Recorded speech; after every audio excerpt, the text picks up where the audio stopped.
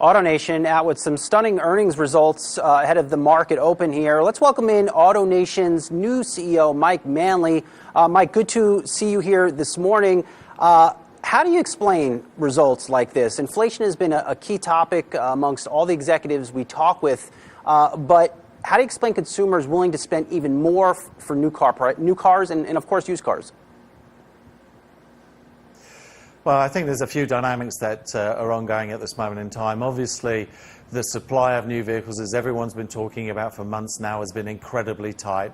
We're at the lowest levels of inventory that we have. So even though new vehicle volumes are down 20%, so they're down 20% in the quarter, margins are obviously up, and we can talk a little bit about that as well. But where I think AutoNation have really done well is what I call structural changes to the business.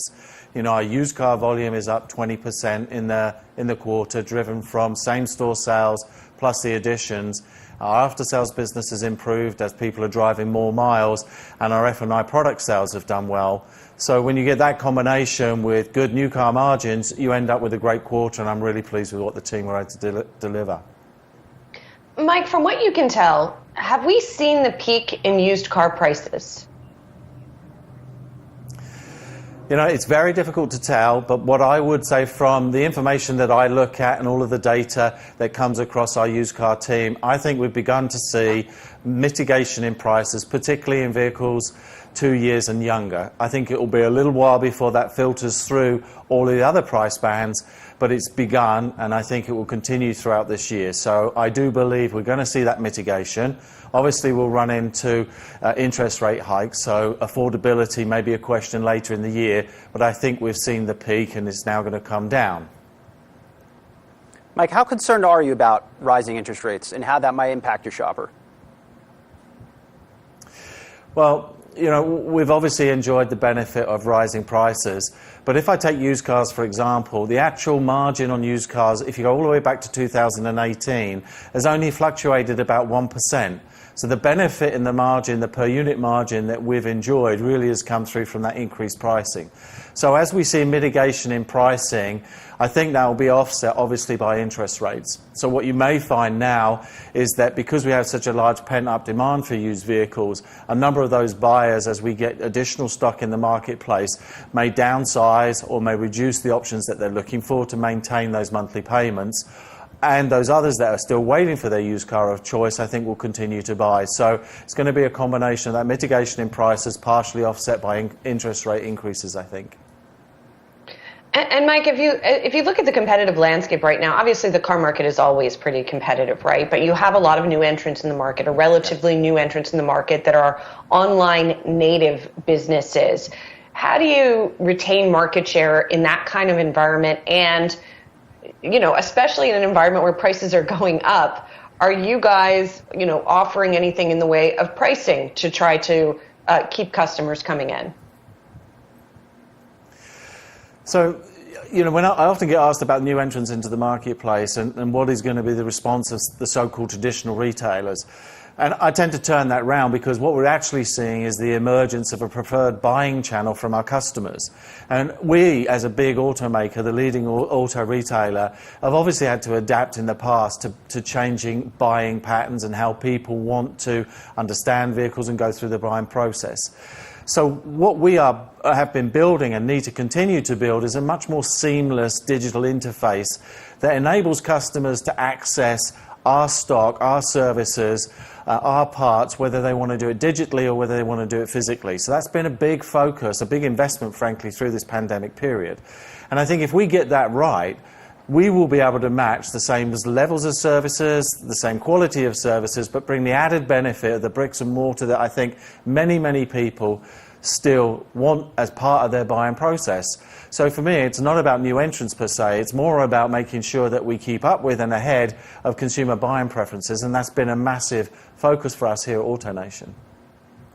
Mike, you're likely to be, or you're going to be the CEO that brings AutoNation into the electric vehicle future. You know, is that one of your biggest priorities taking over now?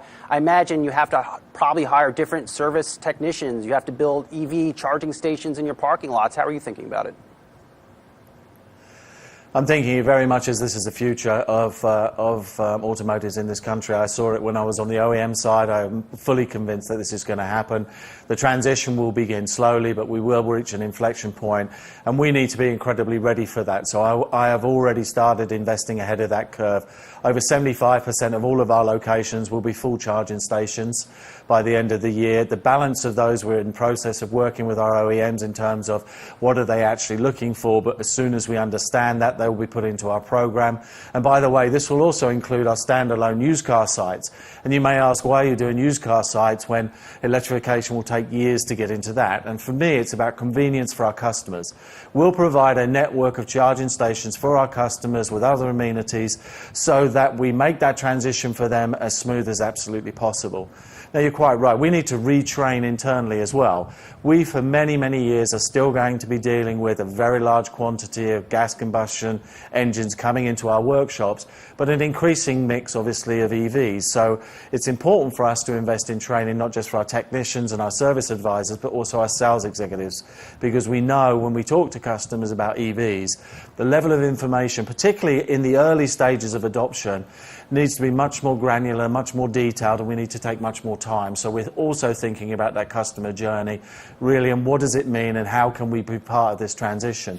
So yes, we're investing. Yes, we're convinced it's going to happen. We're not going to walk away from a very strong base of customers that we have, which is over 11 million and growing in the existing gas combustion engine area. But we're going to make sure that the group is well positioned, not just in terms of traditional services, but this is going to open up the market for other non-traditional things that haven't been done yet in retailers, and we're going to make sure we're there as well. So I'm incredibly excited about that transition. And Mike, you know, you talked about an inflection point that we are coming to in terms of electric vehicles. I've been sort of trying to wrap my head around. Right now, it's a push from automakers in terms of product, right? A lot of talk about investment, a lot of talk about product.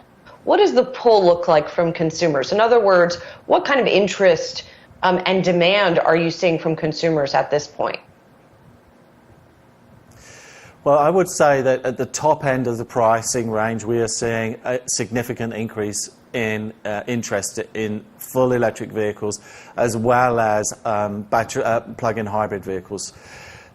For the inflection point to really happen, I think two things have to be in place. One, there has to be more infrastructure available for users of full electric vehicles.